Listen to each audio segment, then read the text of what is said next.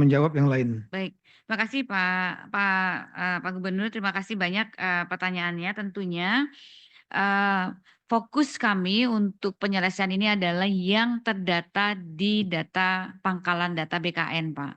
Ya, jadi nanti tentunya ini tadi ada Bapak menanyakan yang sudah P3 yang terdaftar di data BKN, kemudian daftar CPNS. Nah, nanti kita akan selesaikan Pak itu karena itu dalam sistemnya itu sudah terkunci sekarang. Jadi tidak perlu khawatir yang sudah terdaftar di dalam data BKN CPN di data BKN ya P3K tenaga honorer terdaftar di BKN dan kemudian mengikuti tes CPNS nanti kita akan selesaikan. Jadi tidak perlu khawatir Pak itu. Jadi kan memang diperbolehkan dia mendaftar CPNS kalau memang memenuhi syarat begitu ya. Jadi tunggu karena kan ini sistem ini kan belum selesai nih Pak, lagi perhitungan, sedang konsolidasi data gitu. Jadi kita nggak bisa ambil ada yang masih SKB dan lain sebagainya gitu. Tapi sepanjang yang bersangkutan itu masuk ke dalam data di pangkalan data BKN, insya Allah nanti kita bisa diproses. Nah, sisanya Pak yang Bapak belum masuk tadi sebagaimana disampaikan Pak Mendagri dioptimalkan untuk segera daftarkan begitu ya untuk yang tahap 2. Ini sudah ada perpanjangan sudah 2 kali Pak, mungkin mudah-mudahan waktu 1 minggu sudah cukup ya Pak, nanti kalau tambah terus ini nanti kita nggak selesai-selesai Pak. Sebetulnya dengan 1,3 yang kemarin sudah mendaftar, tugasnya kami sebenarnya sudah selesai karena itu sesuai dengan yang diusulkan, tetapi tentunya kami tetap akan membuka. Nah, jadi nanti yang di nanti kita tidak pasti fokus kepada yang 1,7. Sementara itu yang bisa kami jawab Pak Mendagri. Terima kasih. Terima kasih Bu Rini. Jadi Pak Ansat, ini saya yang mau minta kepada Bu Menpan, Bu, perpanjanglah Bu, kalau bisa kita Zoom meeting hari Rabu, perpanjang seminggu lagi. Sebetulnya udah ditutup Pak, dari tanggal 31 Desember udah ditutup.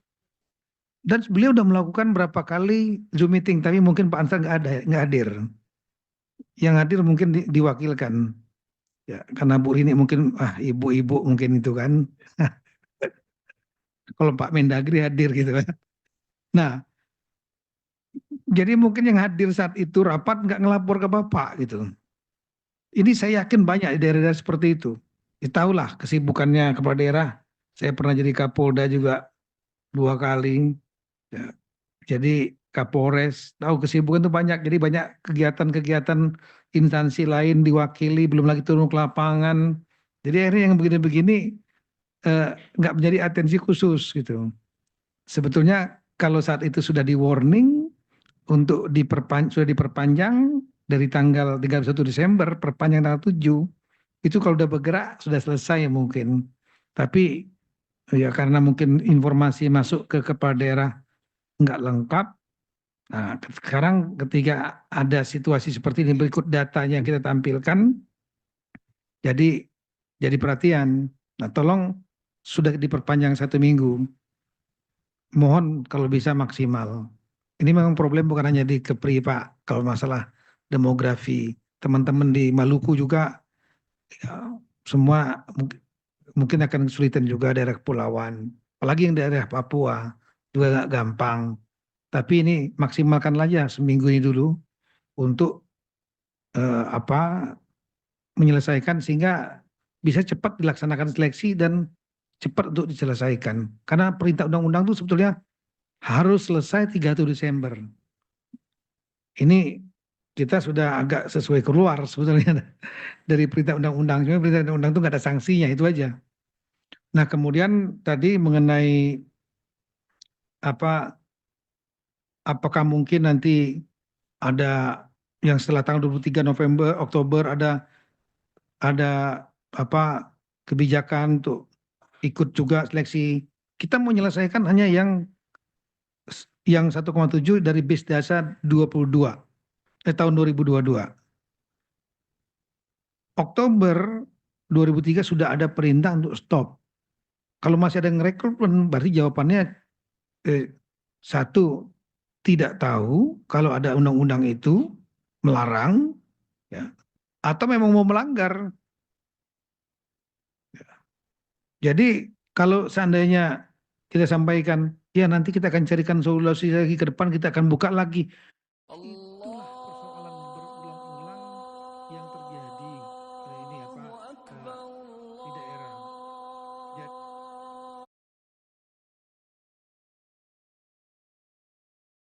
Jadi begitu bahasa 22 tahun 2022.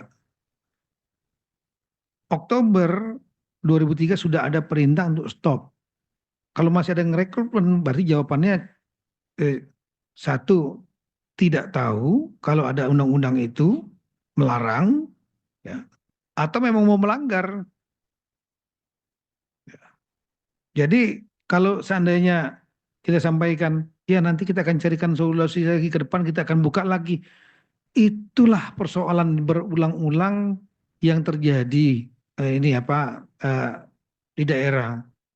Jadi begitu terjadi pergantian pejabat kepala daerah, rekrut baru, tim sukses, pejabat A. Kemudian begitu pilkada diganti kepala daerahnya B, Bapak B atau Ibu B, Bapak B, kemudian mentenaga honorerkan tim suksesnya. Yang lama masih tetap bertahan. Ditambah lagi nanti titipan pejabat-pejabat segala macam masuk untuk menjadi tenaga honorer, dan itu bertumpuk-tumpuk, jadilah 1,7 juta orang itu. Kalau dia tenaga skill fine, seperti nakes tadi, nah kesehatan guru, penyuluh pertanian, meskipun saya juga sebagai bapaknya Satpol PP dan Damkar juga sudah curhat, Bu, Damkar sama ini apa Satpol PP. Sepanjang dia sudah ada data di 2022, tolong didaftarkan. Jadi basis datanya saat ini kita rapat menyelesaikan yang 2022 itu 1,7. Yang kebijakan dari pemerintah pusat, mereka jangan dianggurkan. Kira-kira begitu. Karena dianggurkan akan menimbulkan masalah. Kita saja udah mengurangi pengangguran, malah menimbulkan pengangguran baru. Kira begitu. Nah, kalau itu berhubungan dengan masalah budget, anggaran, memang kasihan daerah-daerah yang sudah terlanjur terlalu banyak honorer yang, terutama honorer administrasi, ya, yang nggak punya skill. Ya, untuk mengakalinya ya seperti itu. Bukan dimasukkan di belanja pegawai, tapi dimasukkan di belanja barang dan jasa. Seperti yang disampaikan tadi oleh Sekda Provinsi Jawa Timur. Ini beliau ini orang keuangan, paham, ngerti cara masuknya di belanja barang dan jasa. Tapi statusnya bukan lagi tenaga honorer. Statusnya itu setelah seleksi nanti sudah menjadi P3K kontrak. Saya kira itu Bapak sekalian, kami menekankan beberapa hal. Yang pertama, ini rapat ini adalah sebagai wake up call bagi yang daerah-daerah yang belum memahami ada masalah yang akan jadi bom waktu. Kita ingatkan sekarang. Dan ada perintu yang dibuka oleh Ibu Menpan RB untuk memperpanjang pendaftaran sampai 15 Januari.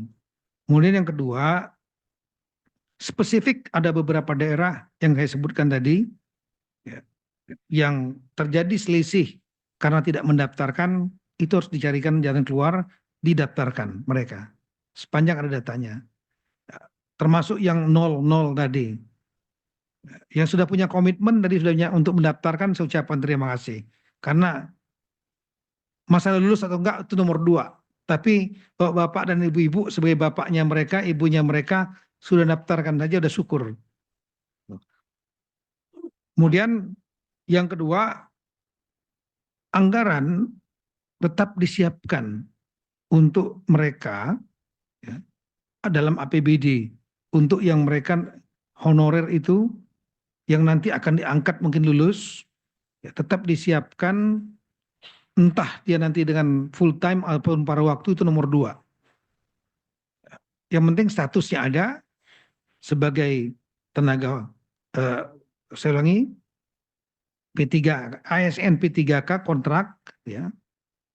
Mereka statusnya jelas dan mereka kemudian disiapkan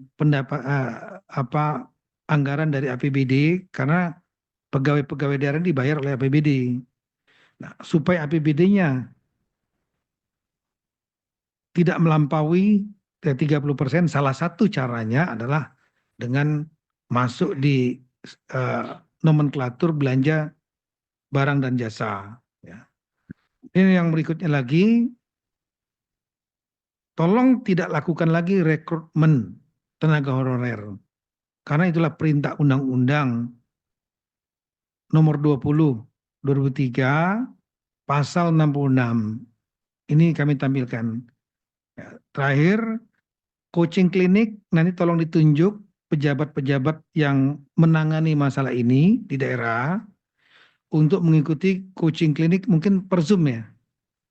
Tanggal 9 dan 10, kemudian dilanjutkan lagi 13 sampai dengan 15 Januari 2025 jam 15 sampai jam 20 malam.